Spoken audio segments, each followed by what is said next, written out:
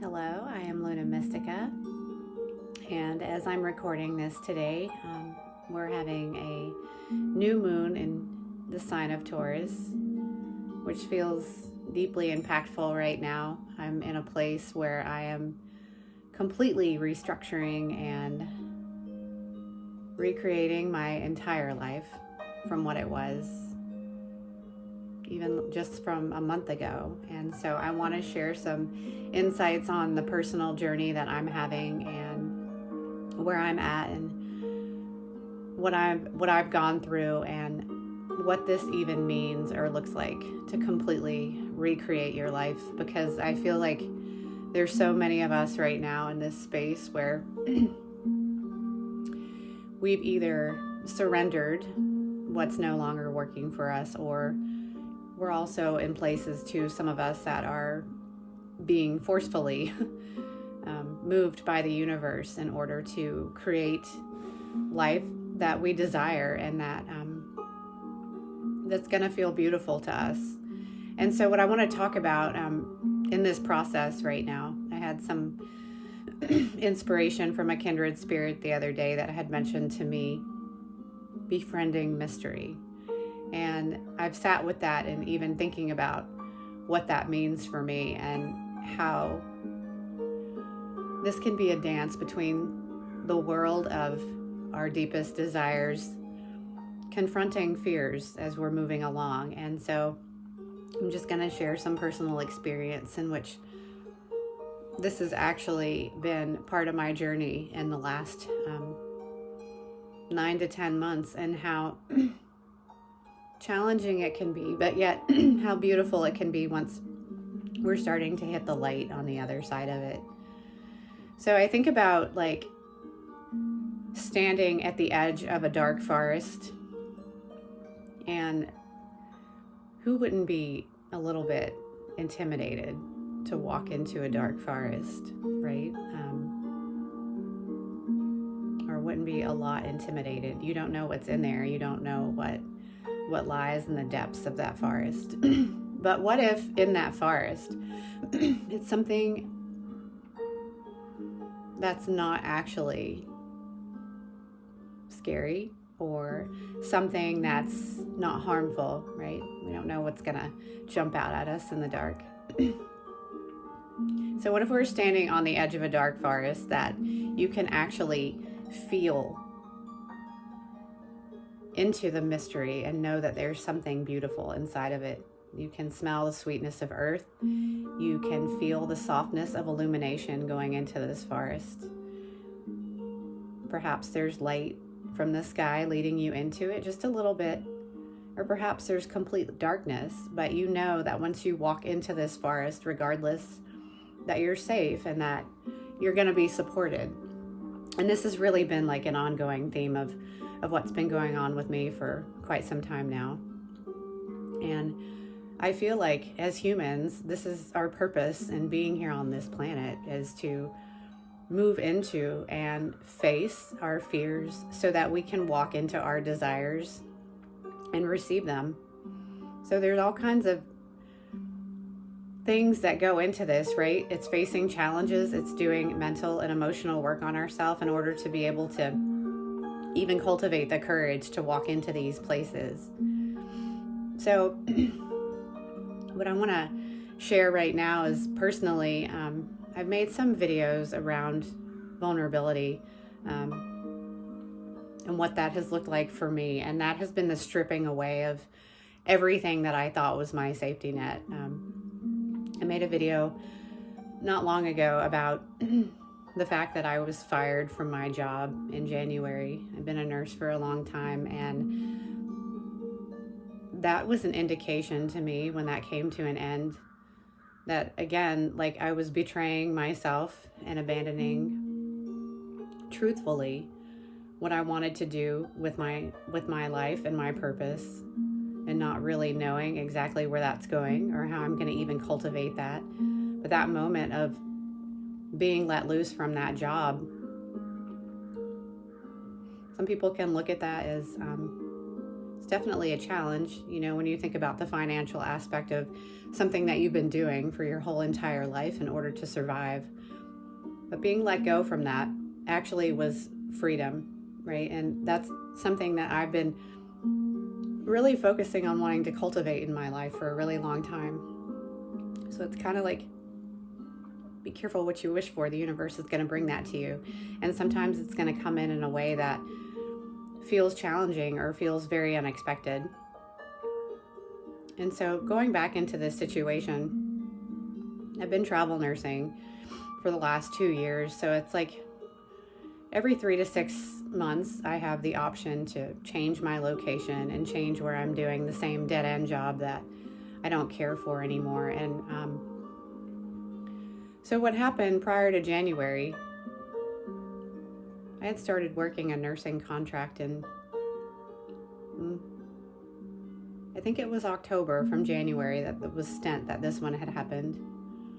Prior to that, I had worked a contract from July to, I guess, September. And in that time frame from July to September, I had really decided that I was actually not going to do this job ever again.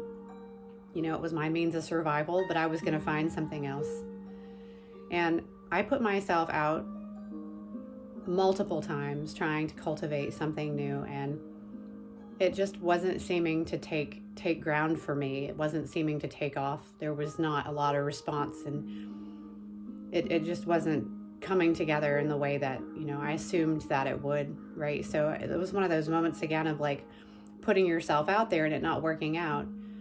So sometimes we have to do this multiple times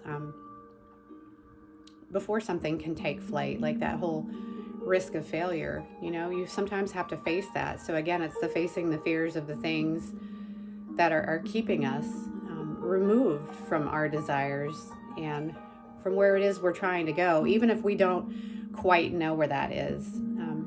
I'm a very visionary person, and I like to think that vision is helpful. Like, we do have to have like an idea of what it is that we want to do. You know, we get these inspirations and these downloads to do something, but sometimes we can't see the full picture of what's coming next, complete in front of us, right? And we have to just cultivate this trust in ourselves that we are taking the right steps in the forward direction. If it feels in your heart and it feels in your intuition that this is a direction that you're supposed to be going in, it is, despite what the challenges are. So going back into what happened to me from July to September, I had decided I was done with working in the medical industry. And, you know, I'm doing all these things, trying to put myself out there, and nothing was working out. So the other thing that was happening to me was I was also going to have to move out of the home I was living in because it was more of a short-term rental. And so my nursing contract had ended and it came time to move. And, you know, I got into this fear mode of like, well, okay, I'm not going to be able to survive. I'm not going to be able to do all these things, right, if I don't have this job that is not true to me anymore. And so what I did was, well, the fear was, honestly, in this moment, that I was going to be homeless in the middle of winter, because I knew that winter was coming, and I'm living in New England right now, so really harsh winters happen here. So what had happened was, it's a funny way to say it, what had happened was, I was terrified that I was going to be homeless in New England in the wintertime if I didn't take yet another job that's going to suck my soul. So what does Luna do? She signs up for another round of this. I got another nursing contract, and I moved into another home in the same area pretty much. But anyhow, this job this time was even worse than the last one before, right? So there's that showing up. Like, how much do you want to keep doing this? And then I had actually moved into a place, and I didn't see it coming, that was going to require me to have to move in the middle of the winter. And that happened. So all these things generated themselves, like this fear actually became a reality. And the fact that I had to move came right after I got fired from this job. So this is what's really happened now, this fear that I have that I am going to be homeless without a job and not able to survive in the middle of the winter in New England. Real shit came to the surface. And so I came to a place of surrender, like, yes, this is really happening. I was completely supported through the whole thing. I didn't, end up in my car or, somewhere else that was worse. I actually wound up in a much better home and more suitable environment and safe environment for myself and for my daughter to live in. And slowly along the way of going through the initial shock of what everything had happening was around me and just being with the emotions of that, I realized that I had actually conquered that fear, that fear that was in my mind of this is what's going to happen. I actually created that, right? Because the action that I took in going back into something that was soul sucking me, I created that. So my whole point to this is that when we're creating something in our life, like our entire life, the way that we survive, the way that we live, the way that we're taken care of and supported, not necessarily by others, but also by Mother Earth, by spirit, by everything around us. When we're doing action steps that we know are soul-sucking or miserable to us, we're going to keep creating the same situation until we finally just face it and walk through it and see that we're safe and supported. So that's where I'm at now, on the other side of that, which brings me to the place of the mystery. I was doing a guided meditation last night, and I can't remember exactly what she said in it, but I felt like there was a part that was referencing sitting in the web of the, sitting in the web of, maybe it was our conscious creation or something like that. Once you get to that place, you've landed from completely releasing your name, releasing your identity, and releasing your past. And that is so, so important, moving through those steps before we can come to consciously move into the mystery of our desire, to even know what those desires are, right? We can't get there while we're still over here in something that's not conducive to our life force and our power anymore, right? Our power can work in two ways. It can outrule us, our heart, and keep us stuck in a cycle of creation of what it is we don't want, or we can take our power and trust it and move into it to create what it is that we do want. And the mystery, the dark place of the unseen, the fear, and also the desire coming together in dance, right? Regardless of where you're at in this process. And for me, I know that in order to create my desires, I'm going to have to continue to face fears. There's going to be things that are going to come up that I didn't even realize were there. But how do you even get into that place of knowing what your desires are if you're still stuck in this other place of creating to survive, or creating out of egoic thinking that because this is the way everybody else is doing it, or this is the way I was taught to do it, that this is how it's going to have to happen. And that's not true. So it's really such a melting away of what the mind has to do in order to keep us safe. And again, watching my videos, I have been through a lot of childhood trauma and these things. And I mean, we all have had experiences that are traumatic and that are not pleasant. And they do kind of create that barrier to keeping us from wanting to move forward, right, into the dance of the mystery, which is beautiful. It's dark and it's unknown, right? It's fragrant and it's sensational. It's so many different things melted into one.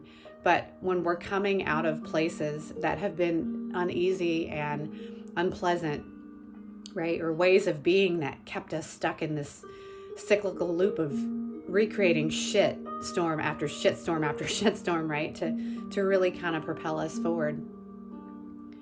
The other part of this is that we do really have to be gentle with ourselves and moving into the mystery. And that's a lot of the work that I've been doing over the winter, is really just coming back into nourishing the emotions and the parts of me that are afraid. So when those places are coming up, and you'll hear me saying this over and over again, befriend those parts too, like nourish them and love them, and know that if you have completely released your name and your identity and your past, those parts are also parts of your human experience that are going to be with you no matter what it is that you're creating, and no matter how beautiful it's going to be.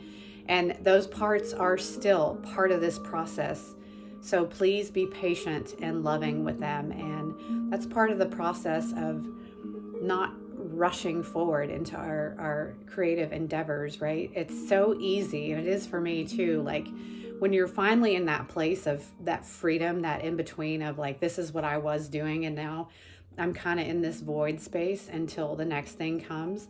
There is that tendency, like, you do feel so free, and it's so easy to want to just take action and to run forward. But it's not beneficial, because you still do have other parts of you that have to integrate into this space of creation. And so that's what this is right now on this new moon. It's planting these seeds of what's coming next. Some of us are not in the place of this void, right? Some of us are still in this place of actually really shedding and letting go of major things that are going to present themselves to be major challenges. And really, these are opportunities to really look at yourself and how powerful you are, and to move through that. But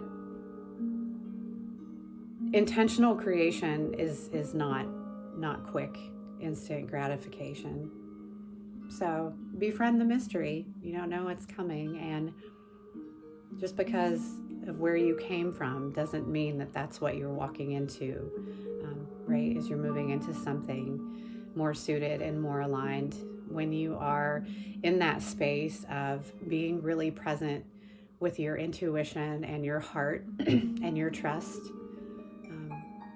Befriending the mystery is also really connecting to your trust and to your vision, and creating something beautiful with your life.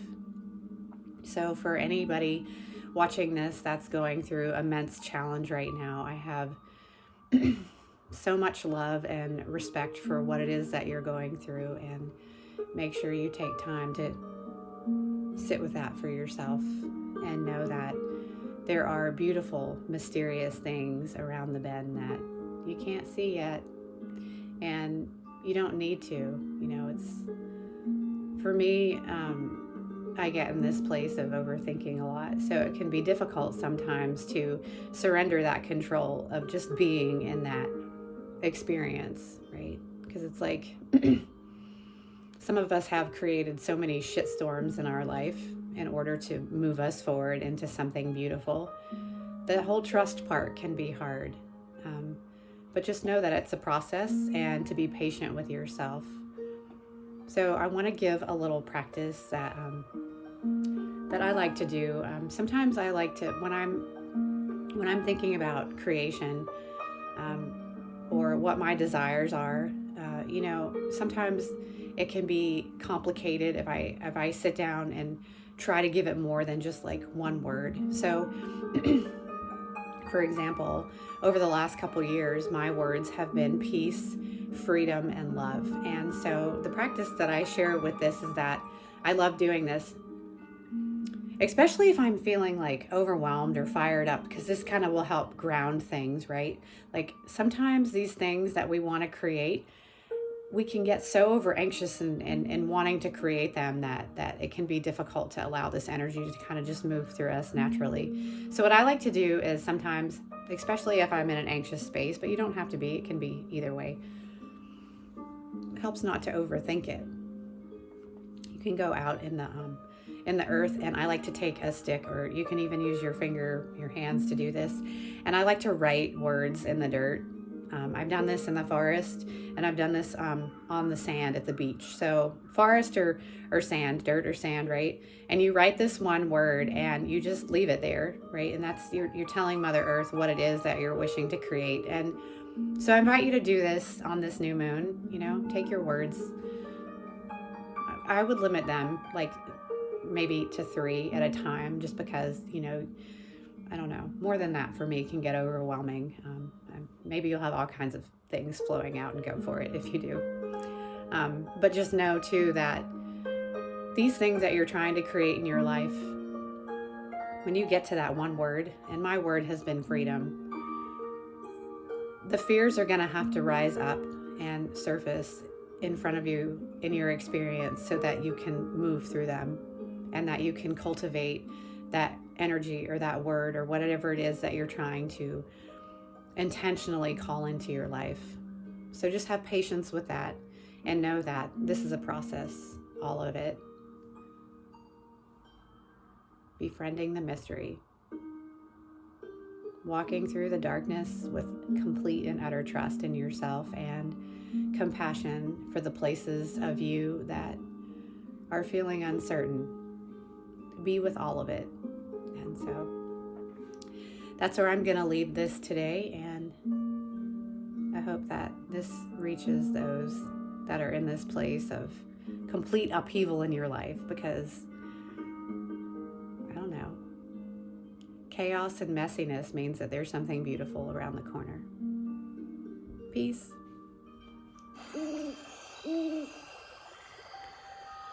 Befriending the mystery. The unfolding of simplicity, and yet the complexity of a carefully crafted design. The delicate yet solid support of a cocoon so softly constructed, and the warmth and nourishment of the darkness that so attentively holds the light of a steady burn.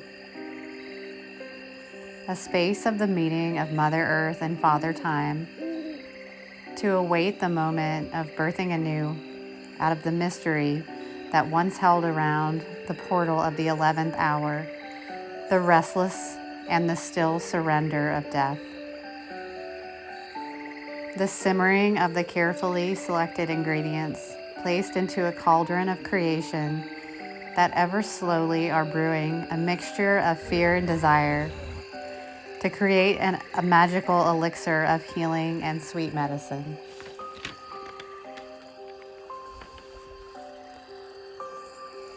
Speaking into the discomfort and excitement of the mystery, as a mother would nurture her child with the open arms of allowing innocence and wonder to intertwine in the dance of darkness. A curiosity and a balanced place of stillness and quiet observation of the vibrancy and of the color that will emerge from the soil of darkness into a light that illuminates the colors, patterns, and vessels, tunneling through the delicate petals of a new flower. Befriending the mystery of life that will be taking flight of wings, confidently spreading from the flying creature whom for moments in time connected to the branch of a tree in which the roots had grown from the nourishment of the mystery.